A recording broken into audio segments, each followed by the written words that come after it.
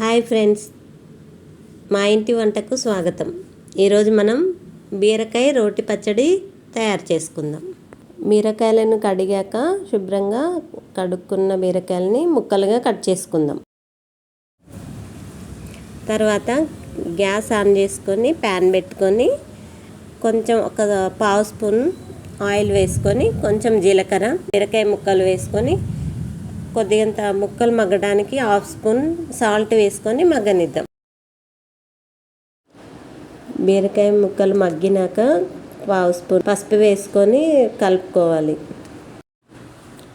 తర్వాత ఒక ప్లేట్ తీసుకొని 2 స్పూన్ల కారం, 1 స్పూనున్నర ఉప్పు, 2 ఎండుమిర్చి, 1 స్పూన్ తాలింపు గింజలు, ఎల్లిపాయలు 4, కొంచెం చింతపండు, కరివేపాకు, కొంచెం జీలకర్ర, కొంచెం పసుపు తీసుకోవాలి.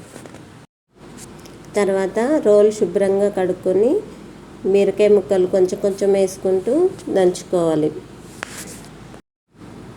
తర్వాత బీరకాయ ముక్కలు కొంచెం ఎదిగినాక కొంచెం ఉప్పు, కారం వేసుకొని ఎల్లిపాయలు, జీలకర్ర వేసుకొని మెత్తగా నూరుకోవాలి.